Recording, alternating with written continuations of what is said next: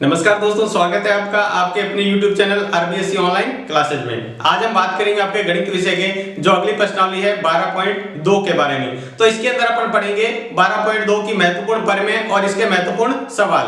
तो वीडियो लंबा जरूर होने वाला है, तो आप इसको पूरा देखिएगा। इस प्रश्नावली में से बहुत सारे चांसेस होते हैं कि पेपर में इसमें से सवाल आते हैं। 12.2 और 3 में से काफी चांसेस हैं पेपर में सवाल आने के। तो वीडियो को पूरा देखिएगा। पूरा देखने के बाद में आप खुद कहेंगे इस प्रश्नावली का कोई सा भी सवाल आ जाए आप उसको एग्जाम के अंदर आसानी से कर सकते हैं। तो शुरू करते हैं अपनी प्रश्नावली 12.2। तो शुरू करते हैं सबसे पहली परमें के साथ में। अपन सारे के सारे प्रश्नावली में परमें जो महत्वपूर्ण परमें वो भी सीखेंगे इसके अंदर से, क्योंकि एग्जाम के अंदर परमें भी आपके आ सकती हैं। तो देखते हैं सबसे पहली परमें, एक वर्ग की बराबर जीवाएं केंद्र पर बराबर कोण आंतरित करती है, यानी बराबर कोण बनाती है। यानी एक वर्ग के अंदर अपन चित्र बनाए,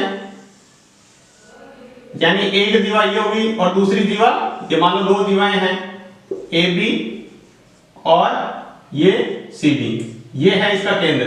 यानी ये जितने केंद्र पर जितने डिग्री का कोण बना रही है, ये कोण जितना है उतना का उतना इधर वाला भी ये कोण है, ये बिंदु O है। ठीक है, ये आपके यानी ये जीवा केंद्र पर ये ऐसे कोण और ये ऐसे कोण बना रही है, तो दोनों कोण क्या है? बराबर। तो देखो इसको सिद्ध करने के लिए आपको पहले लिखना होता है दिया है। आपको क्या दिया है? दोनों जीवाएं बराबर है। देखो जीवाएं बराबर, यानी ए बी बराबर सी डी, दो जीवा बराबर है। ठीक है, आपको सिद्ध करना है, आपको ये सिद्ध करना है कोण AOB बराबर कोण COD। ठीक है, उपपत्ति में देखते हैं, बिल्कुल सिंपल सी परमें, आप इसको आसानी से कर पाएंगे। तो देखो क्या करना है, आपको दोनों त्रिभुज लेना है, त्रिभुज AOB तथा त्रिभुज COD में। अब देखो यहां पर ये क्या है? इस वर्ग की त्रिज्या है, तो OA, ये इस वर्ग की ये चारों की चारों देखो त्रिज्याएं हैं। चारों क्या है? त्रिज्याएं, तो चारों ही बराबर है। तो AO को किसके बराबर लिख सकते हैं? OC के बराबर। OB को किसके बराबर? OD के बराबर। और जी दोनों जीवाएं आपको बराबर दी हुई है, यानी AB बराबर CD आपको दिया हुआ है। ये क्या है? एक ही वर्ग की त्रिज्या है तो बराबर, ये भी क्या है? त्रिज्या है तो बराबर, और ये आपको दिया हुआ है। जब किसी त्रिभुज के अंदर तीनों भुजाएं आपस में बराबर हो तो दोनों त्रिभुज क्या होते हैं? सर्वांगसम। यानी AOB सर्वांगसम होगा त्रिभुज COD के। कौन से नियम से? SSS नियम से। ठीक है, तो इसके बाद में बाकी बची हुई भुजा और बाकी बचे हुए कोण क्या है? बराबर। यानी ये कोण बचा हुआ है किसके बराबर हो जाएगा? इसके बराबर। तो अपन क्या कह सकते हैं? कोण AOB बराबर होगा कोण COD के। ये अपने को सिद्ध करना था, और ये अपने सवाल के अंदर भी परमें यूज करेंगे। तो इसको अच्छी तरह याद रखना है कि अगर किसी त्रिभुज के अंदर वर्ग के अंदर दो जीवाएं बराबर है तो उससे केंद्र पर बनने वाले कोण भी क्या होते हैं? बराबर होते हैं। तो देखो पहली परमें बिल्कुल सिंपल सी आपको समझ में आ गई होगी। इसके बाद देखते हैं इसकी दूसरी परमें, यानी पहली परमें का इसको विलोम भी कह सकते हैं या दूसरी नंबर परमें। देखो क्या कह रहा है? यदि एक वर्ग की जीवाओं द्वारा केंद्र पर आंतरिक कोण बराबर है तो दोनों जीवाएं बराबर होगी। यानी इस बार कह दिया कोण बराबर हो तो क्या जीवाएं बराबर होगी? तो पहली परमें का बिल्कुल विपरीत, यानी अपन एक वर्ग बनाया, इसके अंदर दो जीवाएं ले ली, एक ये और एक ये दोनों जीवाएं क्या है? केंद्र पर बराबर बराबर कोण बना रही है।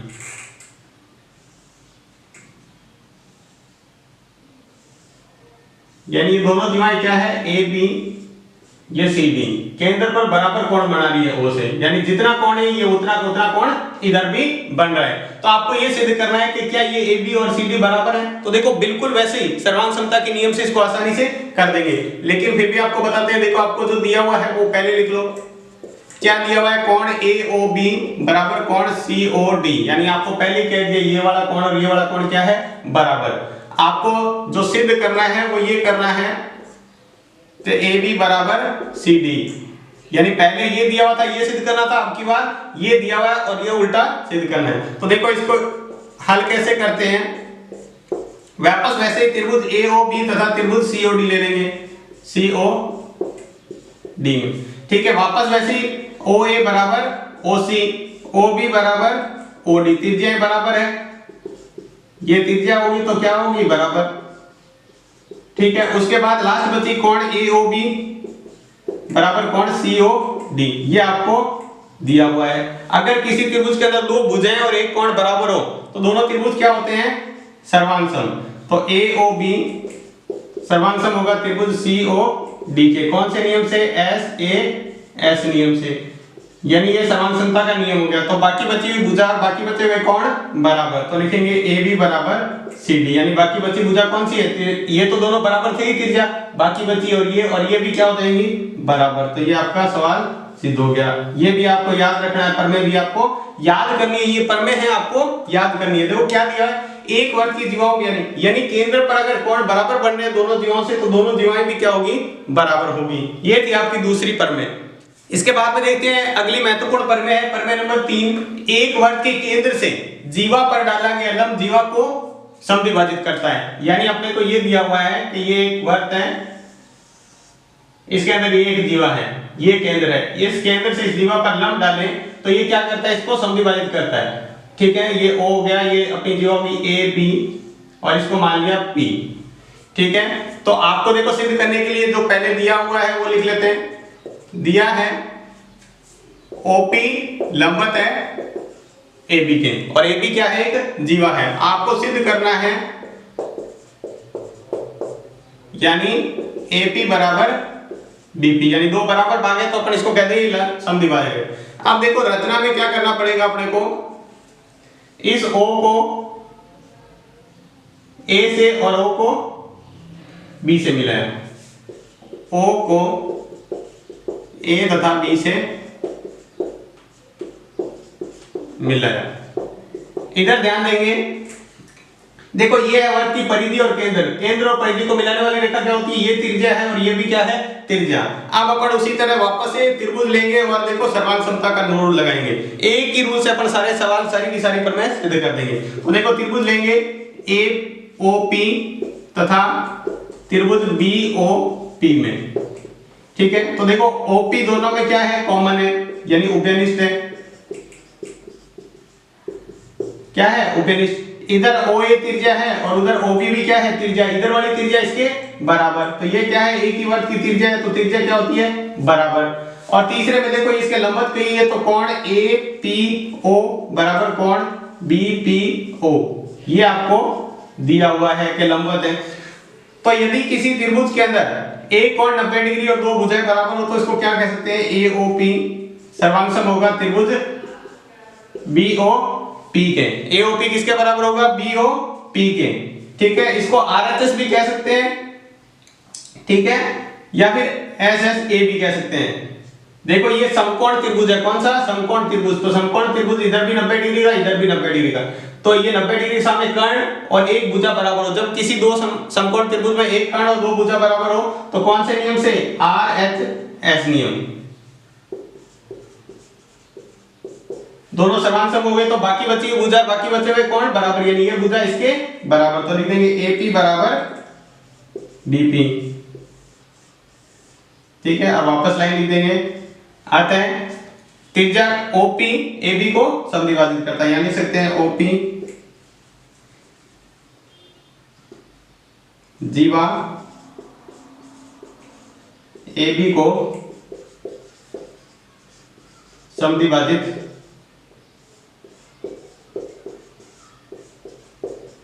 करती है। OP रेखा AB को क्या करती है? समद्विभाजित करती है।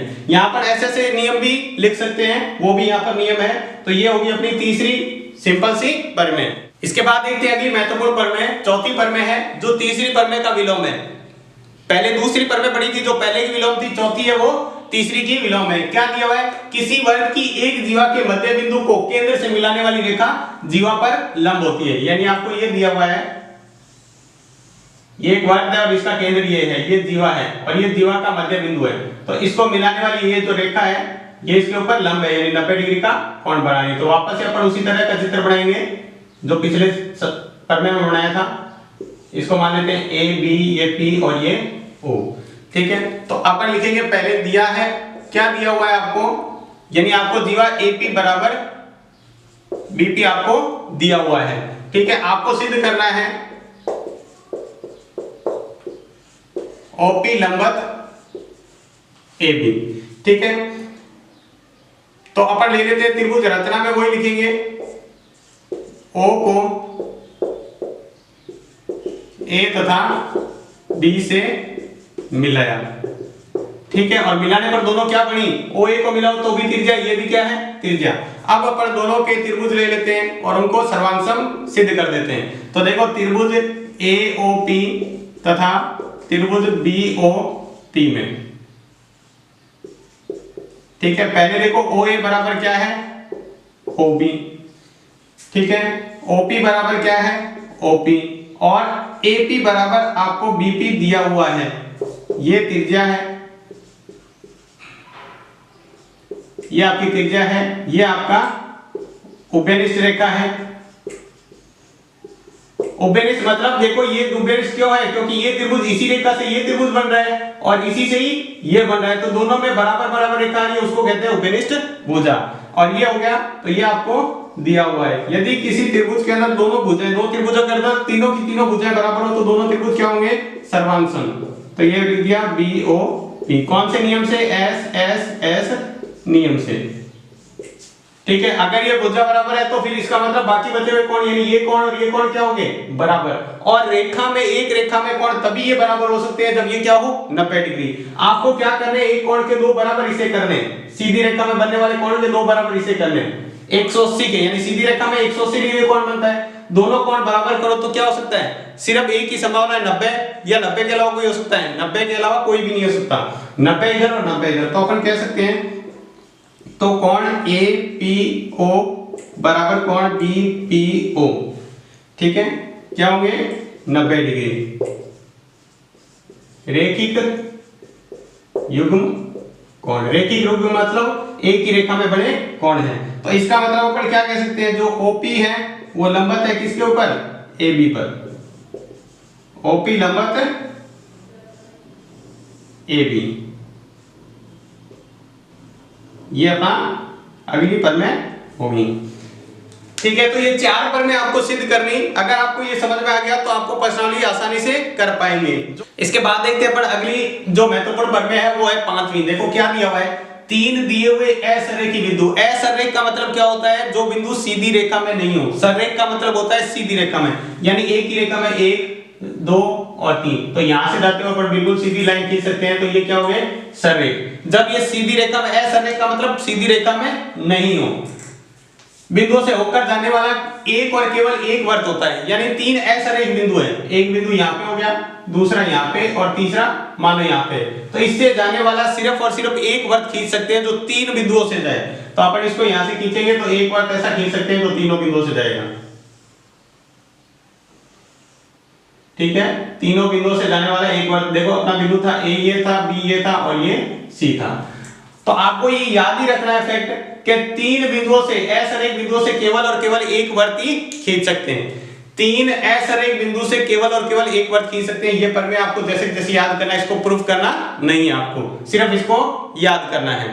अगली महत्वपूर्ण पर में है वो है वर्त की समान जीवाएं केंद्र से समदूरस्थ होती है, यानी वर्त की जो जीवाएं बराबर होती है वो केंद्र से उनकी दूरी भी बराबर होती है। तो देखो इसका अपन चित्र बना के इसको समझते हैं। यानी आपको एक वर्त दिया हुआ है जिसके अंदर दो जीवाएं हैं, एक जीवा ये मान लिया, दूसरा ये मान ली जीवा, ठीक है, ये दोनों बराबर हैं, यानी दोनों जीवाएं क्या है बराबर, और इनकी केंद्र से दूरी ये दूरी और इसके ये दूरी कौन सी होती है, लंब होती है, सामने की भुजा पर लंब होती है दूरी, ठीक है। तो आपने क्या किया, इसको मैंने यहां से ऐसे मिला दिया और इसको भी ऐसे मिला दिया, ये बिंदु हो गया, ये इसको P मान लिया, इसको M मान लिया और इसको N मान लिया। अब देखो इसको सिद्ध करते हैं तो अपने आराम से इसको सिद्ध कर सकते हैं। जो दिया हुआ है पहले वो लिख लो, दिया है आपको, ये दिया हुआ है AB बराबर CD, दोनों जीवाएं आपको बराबर दी हुई है। आपको सिद्ध करना है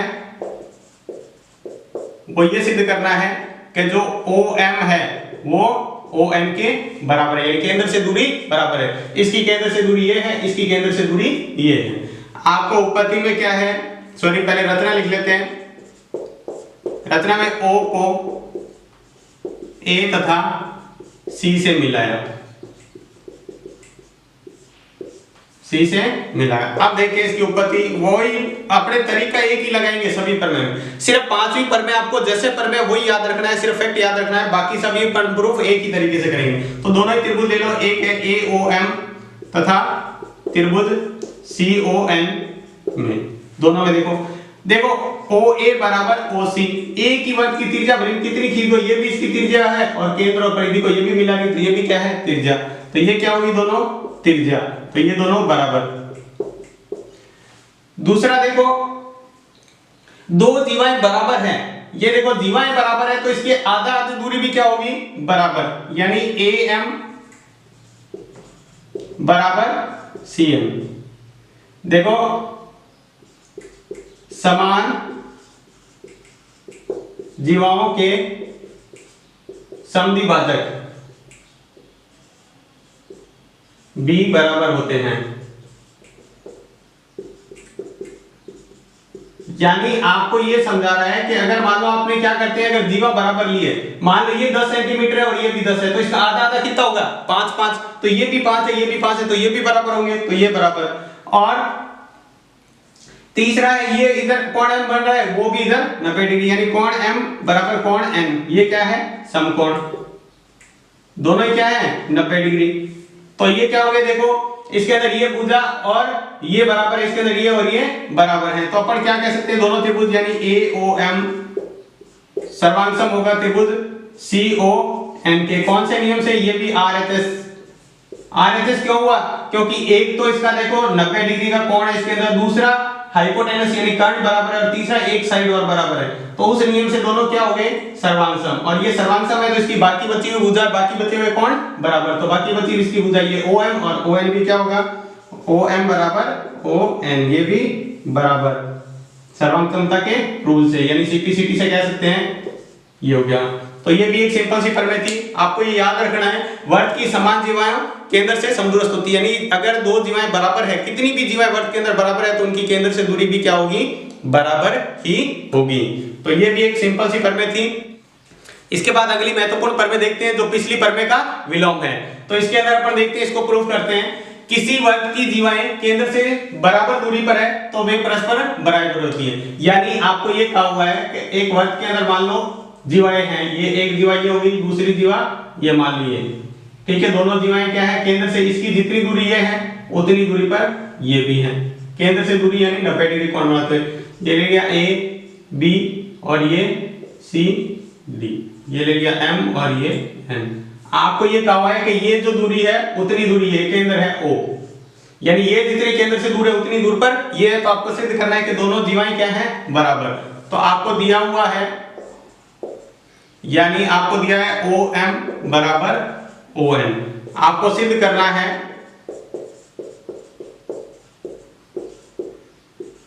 AB बराबर CD, ठीक है। रचना के अंदर अपन ले लेते हैं, इसको यहां से मिला दिया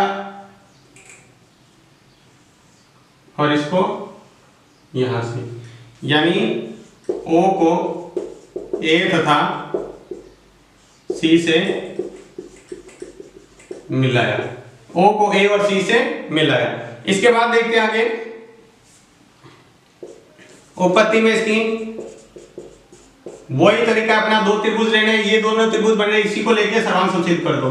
तो AMO तथा त्रिभुज CNO में, तो ये देखो OA यहां पर त्रिज्या है, OC त्रिज्या है, ये त्रिज्या और ये त्रिज्या बराबर। दूसरा आपको देखो OM बराबर ON आपको दिया हुआ है, ये तो है त्रिज्या और ये आपको दिया हुआ है, ठीक है, और कोण M बराबर कोण N ये भी आपको दिया हुआ है, क्योंकि ये दूरी होती है वो क्या होती है इसके लंबवत होती है, तो ये भी दोनों क्या हो गए त्रिभुज सर्वांग, दोनों त्रिभुज क्या हो गए सर्वांग, तो अपन कह सकते हैं त्रिभुज AMO सर्वांग हो गया त्रिभुज CNO के कौन से नियम से, ये भी RHS नियम से, RHS नियम से, ठीक है। तो इसका मतलब बाकी बचे हुए भुजा और बाकी बचे हुए कोण बराबर। तो देखो अपन कह सकते हैं AM बराबर CM। अब यहां से देखो अगर ये इसका आधा भाग और इसका आधा भाग बराबर है तो पूरा भाग भी बराबर होगा, यानी इसका ये कह दिया एक पूरी रेखा का ये आधा भाग है, इतनी रेखा आधी है और ये भी इसकी आधी है, तो यदि आधा आधा भाग बराबर है तो पूरा भी क्या होगा बराबर, या अपन कह सकते हैं AB बराबर CD, ठीक है। अगर उनका समद्विभाजक बराबर है तो भुजा भी क्या होगी, बराबर। तो अपन यहां लिख सकते हैं रेखाओं के समद्विभाजक बराबर हो तो जीवाएं भी बराबर होंगी, जीवाएं भी बराबर होंगी। जीवाओं के समद्विभाजक अगर बराबर है तो जीवाएं भी क्या होगी, बराबर होगी। और ये यहाँ पे अपन सिद्ध कर दिया। तो ये आप इसको लिख के और इसको सिद्ध कर सकते हो।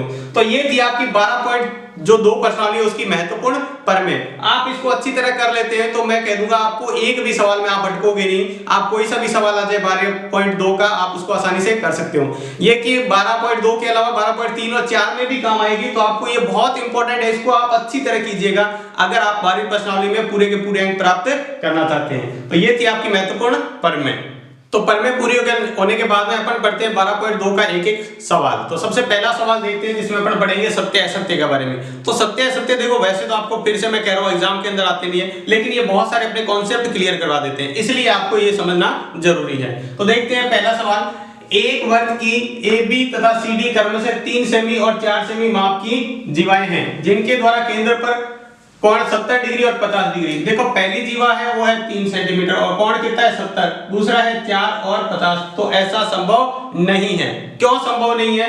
क्योंकि अगर जीवा बड़ी होती है तो कोण भी बड़ा होगा। देखो इसको समझते हैं तो इस तरह से एक मान लो वर्त है, एक जीवा तो ये इतनी बड़ी, ठीक है, और इसी के अंदर एक इतनी सी जीवा के अंदर, तो ये कोण बनेगा छोटा सा और ये कोण देखो बड़ा बनेगा। तो जीवा बड़ी होती है तो कोण भी बड़ा और जीवा छोटी होती है तो कोण भी छोटा होगा। तो ये क्या हो गया, पहला असत्य, इसको कहेंगे असत्य। यानी अगर जीवा बड़ी है तो उसके ऊपर केंद्र पर कोण भी बड़ा बनेगा और जीवा छोटी है तो कोण भी छोटा होगा। इसके बाद देखते हैं दूसरा सवाल, एक वर्ग की जीवाएं जिनकी लंबाई 10 सेंटीमीटर और 8 सेंटीमीटर है। कितनी है? 10 और 8 सेंटीमीटर की दो जीवाएं हैं जिनकी दूरियां क्रम से केंद्र से दूरी 8 सेंटीमीटर और 5 सेंटीमीटर है परिस्थित है। क्या ऐसा हो सकता है क्या? तो देखो आपको ये समझाने के लिए यहां एक चित्र बनाते हैं। देखो जितनी वर्ग की जीवा जितनी लंबाई होगी ज्यादा, वो केंद्र से उतनी कम दूरी पे होगी। छोटी जीवा देखो यहाँ पर बढ़ेगी तो ये इसकी ज्यादा दूरी है, इसकी कम दूरी है। तो देखो अगर जीवा की लंबाई ज्यादा है तो केंद्र से दूरी कम होगी। तो ये आपको याद रखना है, अगर जीवा की लंबाई ज्यादा है तो केंद्र से दूरी कम होगी, और अगर जीवा की लंबाई कम है तो केंद्र से दूरी ज्यादा होगी। क्या देखो ऐसा है, पहली जीवा है वो 10 सेंटीमीटर है और केंद्र से दूरी कितनी दे रखी है इसकी, केंद्र से दूरी दे रखी है वो है 8 सेंटीमीटर, और दूसरी जीवा है वो है 8 सेंटीमीटर और इसकी केंद्र से दूरी 5 सेंटीमीटर। तो देखो बड़ी जीवा के लिए बड़ी दूरी और छोटी जीवा के लिए छोटी दूरी, तो ये सही नहीं है, असत्य है, क्योंकि इसका उल्टा होना चाहिए था। बड़ी जीवा केंद्र के पास में होती है तो कम दूरी होनी चाहिए थी। इसके बाद में अगला देखो, एक वर्ग की दो जीवाएं क्रम से AB और CD में से प्रत्येक केंद्र से 4 सेंटीमीटर दूरी पर है। दोनों जीवाएं केंद्र से बराबर दूरी पर है, तो क्या दोनों जीवाएं बराबर होगी? तो ऑफ कोर्स बराबर होगी। तो ये क्या हो गया, सत्य। यानी दो जीवाएं अगर केंद्र से बराबर बराबर दूरी पर है तो वो जीवाएं भी क्या होगी, बराबर होगी। ये अपने पर में भी सिद्ध कर चुके हैं। अगला सवाल देखो, O और O डैश केंद्रों वाले दो सर्वांग वर्त। दो सर्वांग वर्त का मतलब दो वर्त ऐसे हैं जो बराबर साइज के हैं। जितना वर्त ये पहला है उतना ही दूसरा वर्त है, दोनों वर्त बराबर हैं, ठीक है। A और B बिंदु पर प्रतिच्छेद करते हैं, यानी इस तरह से बने हुए हैं कि दोनों को एक दूसरे को प्रतिच्छेद करते हैं। A और B पर, ये A हो गया बिंदु, ये B हो गया, यहाँ पर प्रतिच्छेद कर रहे हैं। तब AOB बराबर AOC होगा। क्या देखो यहाँ पर केंद्र हो गया O डैश और ये O, ये AOB और इधर वाला AO डैश, ये O गया और O डैश। तो देखो ये दूरी बराबर है, दोनों में जीवाएं बराबर है तो केंद्र भी क्या होंगे, बराबर, क्योंकि दोनों ही वर्त क्या है, बराबर है। तो वर्त से क्या होगा, कोण भी बराबर बनेगा। तो ये भी क्या हो गया, सत्य। अगला देखो, तीन सरल बिंदुओं से होकर एक वर्त खींचा जा सकता है। तीन सरल बिंदु, सरल का मतलब होता है सीधी रेखा में 1 2 और 3, ये सीधी रेखा में बिंदु, क्या इससे वर्त खींच सकते हैं? नहीं खींच सकते, एक भी वर्त नहीं खींच सकते। आपने पर में पढ़ी थी जो पिछली पर में, जिसमें अपने तर्क पढ़ा था कि केवल 3 असरल बिंदुओं से एक वर्त खींच सकते हैं, असरल से, सरल से नहीं खींच सकते। तो ये भी क्या हो गया, असत्य है। इससे कोई वर्त नहीं खींच सकते, इससे एक सीधी रेखा खींच सकते हैं। अगला देखो लास्ट वाला, दो बिंदुओं A और B से होकर 4 सेंटीमीटर त्रिज्या का वर्त खींचा जा सकता है। यदि ए बी बराबर 8 सेंटीमीटर हो, यानी आपने ए बी बराबर 8 सेंटीमीटर खींच ली, ये ए है ये बी है, 8 सेंटीमीटर खींच ली तो 4 सेंटीमीटर ऑफ कोर्स बना सकते हैं, क्योंकि इसको क्या मान ले, व्यास मान ले। तो देखो दोनों वर्त के ऊपर है और बीच में 4 सेंटीमीटर त्रिज्या का वर्त भी खींच दिया, तो ये भी क्या हो गया, सत्य। तो ध्यान से एक बार इसको रिवाइज करते हैं। देखो कौन कौन से कॉन्सेप्ट क्लियर हुए। पहला ये था कि अगर जीवा बड़ी है तो केंद्र से कोण भी बड़ा बढ़ेगा, और जीवा छोटी है तो केंद्र से कोण भी छोटा होगा। दूसरा देखो, अगर जीवा बड़ी है तो केंद्र से दूरी कम होगी, अगर जीवा बड़ी है तो केंद्र से दूरी कम होगी, और अगर जीवा छोटी है तो केंद्र से दूरी ज्यादा होगी। उसके बाद में अगला था, अगर दो जीवाएं प्रति बराबर दूरी पर होती है, अगर केंद्र से बराबर दूरी पर जीवा है तो जीवा भी क्या होगी, बराबर। उसके बाद में दो सर्वांगसम वर्त, यानी दोनों बराबर वर्त जिनकी त्रिज्या भी बराबर है, से एक जीवा से दोनों केंद्रों पर बनने वाले कोण भी क्या होते हैं, बराबर, उभयनिष्ठ जीवा से।